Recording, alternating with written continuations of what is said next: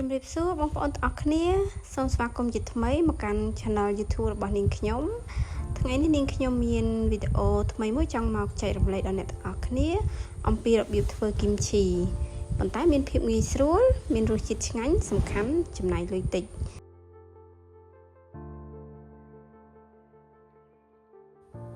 អញ្ចឹងដើម្បីកុំឲ្យខាតពេលវេលាយូរអ្នកទាំងអស់គ្នាចូលមកមើលវីដេអូរបស់នាងខ្ញុំទាំងអស់គ្នា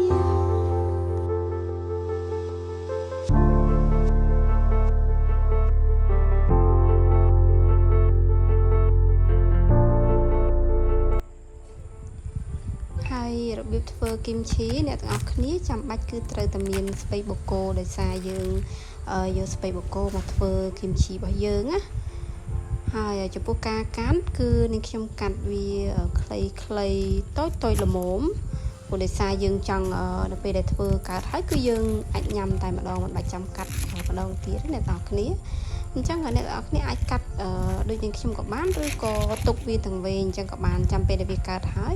ចាំយើងយកមកញ៉ាំចាំយើងកាត់ក៏បានដែរហើយបន្លែបន្តបន្សំរបស់យើងគឺយើងមានការ៉ុតយើងមានខ្ទឹមបារាំងម្ទេសស្រស់ហើយមួយទៀតគឺដើមខ្ទឹមអ្នកទាំងអស់គ្នាបើសិនជាអ្នកទាំងអស់គ្នាចូលចិត្តតសក់យើងក៏អាចដាក់តសក់ក៏បានឬក៏មើមឆៃថាវអីហ្នឹងក៏បានដែរអញ្ចឹងឥឡូវនេះនាងខ្ញុំយកការ៉ុតរបស់យើងយកមកចិតសម្បកវាឲ្យស្អាតដើម្បីយើងយកមកឈូសចាហើយខ្ទឹមបារាំងហ្នឹងក៏ដូចគ្នាដែរគឺយើងបកសម្បកវាចេញហើយយើងលាងសម្អាតវាឲ្យបានស្អាតមុននឹងយើងយកវាទៅធ្វើគីមឈីអ្នកទាំងអស់គ្នា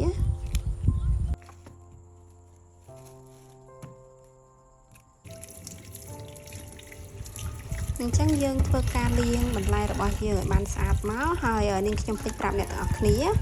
ស្ពៃបូកគោនៅពេលដែលយើងកាត់វាហើយយើងយកទឹកក្តៅដែលយើងដាំពុះហ្នឹងយើងយកមក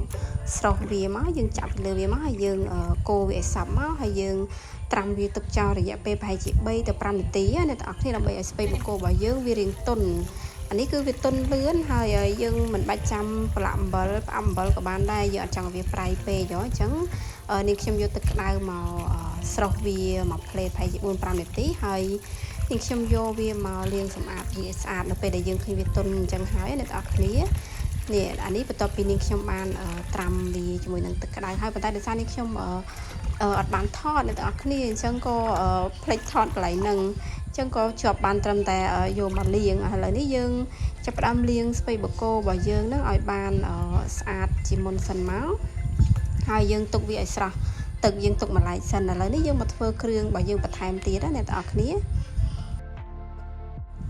ហើយថ្ងៃនេះយើងមានជំនួយការពិសេសអ្នកទាំងអស់គ្នាគឺមានកូនស្រីចាគាត់មកជួយឈូសការ៉ុតព្រោះដោយសារគាត់ចូលចិត្តញ៉ាំគីមឈីដែរអញ្ចឹងយើងធ្វើឲ្យគាត់ញ៉ាំអញ្ចឹងយើងអាចហៅគាត់មកជួយបានហើយក្នុងការជួយហ្នឹងក៏យើងឲ្យគាត់ធ្វើការងារដែរស្រាលអញ្ចឹងណាហើយយើងត្រូវប្រកាសថាយើងនៅចិត្តគាត់ទៅដើម្បីការពារកុំឲ្យមានគ្រោះថ្នាក់អញ្ចឹងបរៀនឲ្យគាត់ធ្វើម្ហូបបដាហើយទៅហើយនេះជាការ៉ុតដែលគាត់ឈូសបានអញ្ចឹងការ៉ុតហ្នឹងនាងខ្ញុំអត់បានដាក់ទាំងអស់ហើយណាអ្នកទាំងអស់គ្នាគឺយើងឈូសមើលមកល្មមជាមួយនឹងស្ពៃបូកគោរបស់យើងមកហើយចំណែកឯមើមខ្ទឹមបារាំងហ្នឹងក៏ដូចគ្នាដែរហ្នឹងគឺនាងខ្ញុំដាក់តែមួយចំហៀងទេព្រោះដោយសារយើងធ្វើតិចដែរហើយចំណែកឯម្ទេសហឹលហ្នឹងគឺយើងដាក់តាមចំណង់ចំណូលចិត្តបើសិនជាយើងចូលចិត្តហឹលខ្លាំងចាយើងអាចដាក់ឲ្យច្រើនទៅតែបើសិនជាយើងអត់សូវចូលចិត្តហឹលទេយើងដាក់តែល្មមទៅចា3-4 គ្រាប់តាមចំណូលចិត្តរបស់យើងណា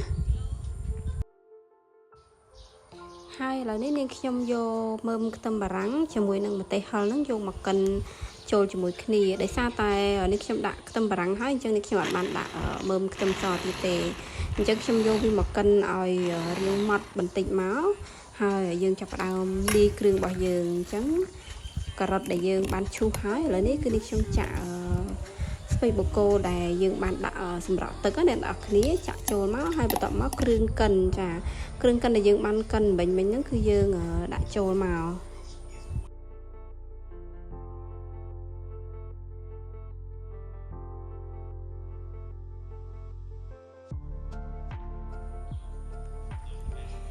ហើយ បន្ទាប់មកទៀតយើងមកចាប់ផ្ដើមលាយគ្រឿងរសជាតិគីមឈីរបស់យើងណាអ្នកទាំងអស់គ្នា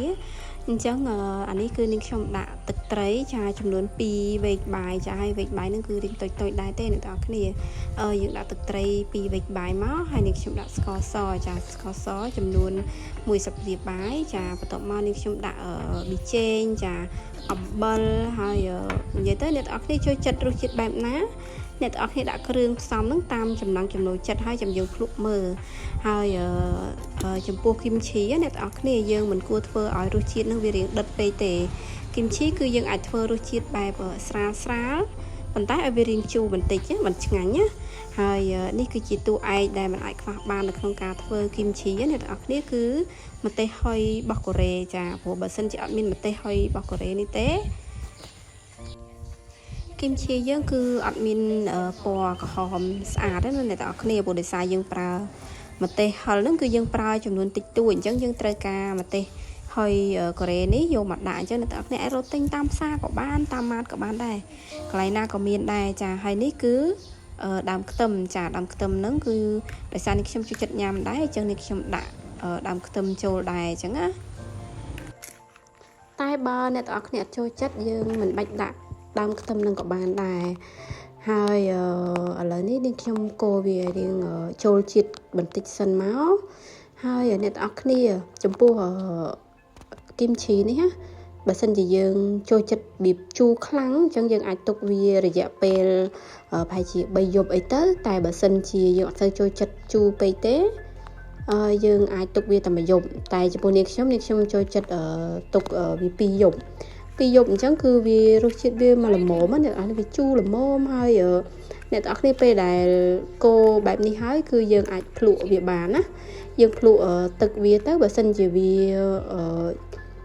មានរសជាតិមិនគឺយើងអាចថែមថយគ្រឿងតាមនឹងទៀតទៅហើយបន្ទាប់ពីយើងកូរវាឲ្យច្បល់សព្វចូលគ្នាហើយយើងធ្វើការដួសដាក់ប្រអប់ចា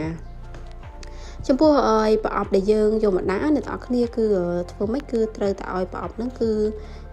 ស្ងួតចាបើន័យថាយើងលាងសម្អាតវាស្អាតហើយយើងជូតវាឲ្យស្ងួតគឺត្រូវប្រកាសថា 100% វាស្ងួតទៅគីមឈីរបស់យើងនឹងអត់ខូចចាអត់ដុះផ្សិតហើយ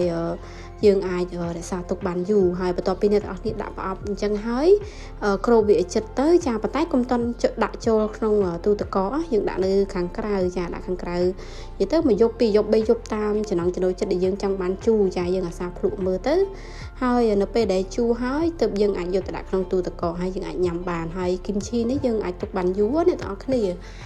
ប៉ុន្តែចំពោះនាងខ្ញុំធ្វើនេះគឺទុកបានយូរទេចាព្រោះដោយសារតាកូនគាត់ចូលចិត្តចានាងខ្ញុំក៏ចូលចិត្តដែរអញ្ចឹង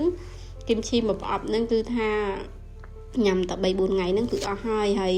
គីមឈីនេះគឺត្រូវបានគ្រប់មុខម្ហូបអ្នកទាំងអស់គ្នាមិនថាជាសាច់អាំងចាមិនថាជាត្រីអាំងញ៉ាំជាមួយបាយចាពងទាចៀនអីក៏ឆ្ងាញ់ដែរចានិយាយទៅអ្នកដែលគាត់ចូលចិត្តញ៉ាំគីមឈីគាត់យល់ហើយចាគឺត្រូវជាមួយគ្រប់មុខម្ហូបទាំងអស់តែម្ដងចាហើយនេះជាគីមឈីដែលនេះខ្ញុំបានរក្សាទុកនៅខាងក្រៅនោះ2យប់គឺថាជូរល្អមកល្មមនិយាយទៅគឺមកឆ្ងាញ់ចាគ្រឿងដែលនេះខ្ញុំដាក់ហ្នឹងគឺមកល្មមចាវាមិនរសជាតិដិតពេកទេចាវាមានរសជាតិប្រៃតិចផ្អែមតិចហើយរៀងជូរចាមកល្មមអញ្ចឹងនេះខ្ញុំដួសយកមកចាយកមកញ៉ាំអញ្ចឹងអ្នកទាំងអស់គ្នាវីដេអូរបស់នេះខ្ញុំគឺមានតែប៉ុណ្្នឹងឯងបើសិនជាមានកំហុសខុសឆ្គងដល់ចេតនាមិនថាជារូបភាពមិនថាជាសម្លេងអីសូមអ្នកទាំងអស់គ្នាអធិស្ឋានដល់នាងខ្ញុំផងហើយកុំភ្លេចសាររៀនធ្វើគីមឈីនឹងញ៉ាំទាំងអស់គ្នាហើយអ្នកទាំងអស់គ្នាបើសិនជាបានធ្វើហើយចាកុំភ្លេចជួយ comment ប្រាប់នាងខ្ញុំផងតើមានរសជាតិបែបណាអញ្ចឹងនាងខ្ញុំសូមអរគុណអ្នកទាំងអស់គ្នាដែលបានមើលវីដេអូរបស់នាងខ្ញុំដល់ចប់ចាកុំភ្លេចសូមជួយចុច subscribe ក៏ដូចជាចុច like វីដេអូរបស់នាងខ្ញុំផងនាងខ្ញុំនឹងមានវីដេអូថ្មីចែករំលែកអ្នកទាំងអស់គ្នាចានៅវីដេអូក្រោយទៀតអរគុណច្រើនជម្រាបលាបាយបាយ